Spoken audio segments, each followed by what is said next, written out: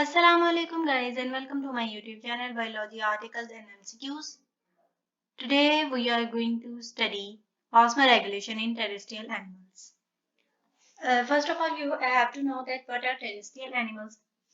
You know that previously we were studying about osmoregulation in plants and osmoregulation in aquatic animals. And we studied how they osmoregulate or regulate the amount of salts and water in their body. Next, we are moving towards that how the terrestrial animals, means how the land animals regulate or maintain the amount of salts and water in their bodies and living in that and how they are living in that driest environment. In this lecture, we will study two main things, that which problems the terrestrial animals are facing, and the second thing we will study that what adaptations they have they have taken in order to osmoregulate or in order to maintain the amount of salts and water in their body. So moving towards the problems they are facing, you know that the main problem the terrestrial animals face is the loss of water and also the loss of fine salts. You can simply call the loss of salts. You know that the terrestrial animals are living in the dry environment and the water lost from their general body surface, or it can be lost from the urine, or it can be lost from the while sweating in the summers. And the second main problem they face is the loss of ions.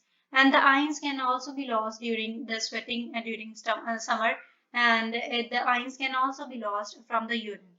So next we will move towards what adaptations they have done with their bodies in order to live in that stressing condition.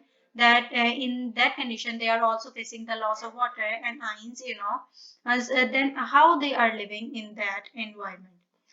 So, moving towards the adaptation, the first adaptation is the drinking of large amount of water. Means they have to drink a large amount of water daily in order to cope up with that loss of water they are facing. You are seeing here that your weight is related toward the daily rate of or daily amount of water you should have to intake.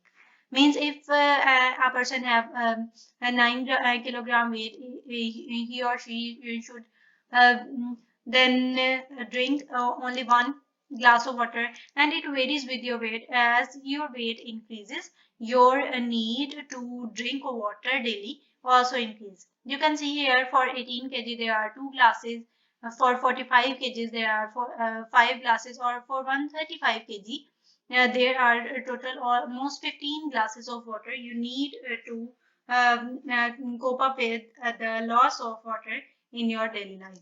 So the first thing we can do is the drinking of large amount of water in order to maintain an adequate amount of water in your body. The second main adaptation, or that adaptation, you can say that this is a morphological, external morphological adaptation. This is related to the structure of organism. Means in the reptiles, there can be horns that are present. You can see here the horns in this organism are present that conserve the water or help in a less loss of water, minimum loss of water. Or the reptiles can also have scales that help in the less or minimum loss of water from their bodies. At the same time, the birds also have some morphological adaptations that help in the that help in the conservation, or simply the minimum so that the minimum loss of water occur. So the birds, the main adaptation of the birds is the presence of their feathers. Due to their feathers, there will be the very less loss of water from their bodies. In addition to this, as mammals are also have some adaptations, and the mammals mainly have fur, or they can also have hair that will prevent the loss of water from their body. So these are the three morphological adaptations that are occurring in the reptiles, birds, and mammals respectively.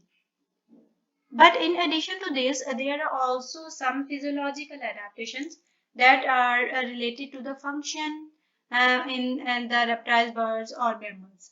So, in the reptiles and birds, there is the excretion of semi-solid waste from their body. Semi-solid waste means there is that the waste will contain less amount of water. You know that the birds waste their feces or the bird's waste is in the form of uric acid, and the uric acid is insoluble in water. Means the only 1 gram of uric acid requires only 1 milliliter of water for its removal, and it is very minimum amount of water for the removal as compared to the removal of ammonia and urea.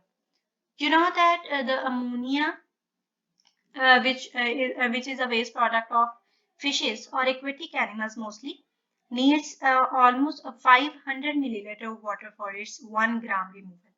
And as compared to urea, which is a waste product of human beings also, it needs 50 ml of water for the 1 gram removal of urea. But in case of reptiles and birds, the semi-solid uric acid is a waste, and only 1 milliliter of water is needed for its 1 gram removal. So it is a main physiological adaptation that helps in the conservation of water in reptiles and birds. But in case of mammals, as I said, that their waste product is urea, and it needs 50 ml of water for its 1 gram removal. So they have to use some other mechanisms for the removal of for the conservation of water in their bodies. So you know that the main conservatory organ in the body of human being or mammals is the kidney. And here is the structure of nephron, that is structural and function part of kidney, you know. So how the mammals are conserving the amount of salts and water in the body? You are seeing that there that there is a part that is a descending limb of loop of Henle. It will conserve the water in it, and there is the part ascending limb of loop of Henle, and it will conserve the amount of water. The amount of salts in it. The descending limb will conserve the amount of water, means it will reabsorb for the body, and the ascending limb will reabsorb a high amount of salts for the body, so that there is a less a loss of the water and salts from the body. You can study the whole mechanism in detail. I will give the link in the description box. You can study the structure of function and function of nephron and kidney there. So moving towards the fourth method that or fourth adaptation that the animals are using, that these are the special methods. We are taking the example of kangaroo rat. Here you are seeing a kangaroo rat, and this is a rodent. And guys, it lives in the hottest regions of United States, and it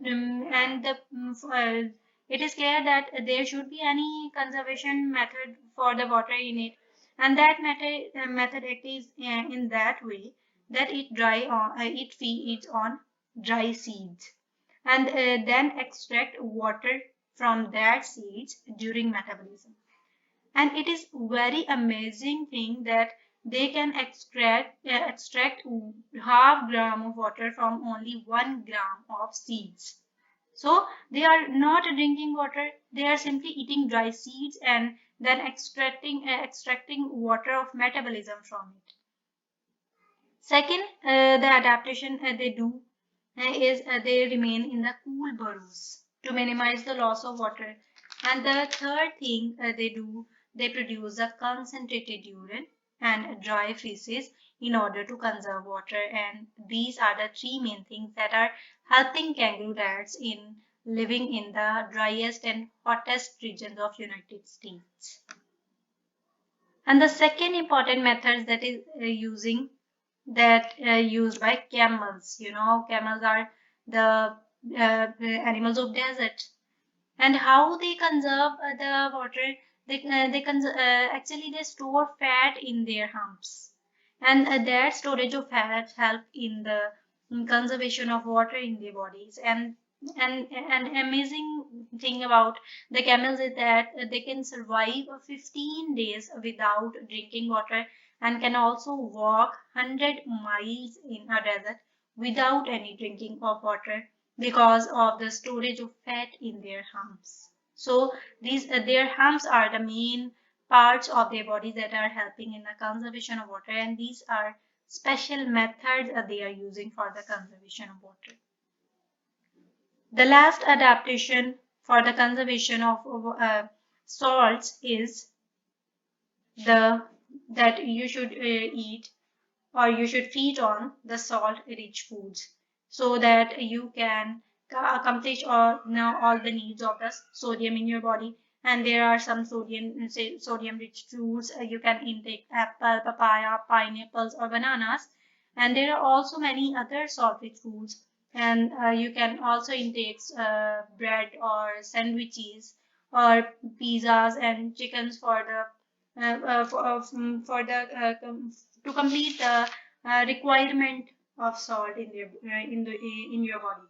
But one thing you should have to note, that we need salts in adequate amount. So we should not intake a high amount of salts, because it is also dangerous for our bodies. So these are the 5 major adaptations the animals are using, terrestrial animals actually are using, for the conservation of water and salts in your body. I hope you all understand all about this topic. If you have any problem or have any question regarding this topic, you can comment in the comment section below. And if you like this video, share this video with your friends and wait for the next video. Thank you so much.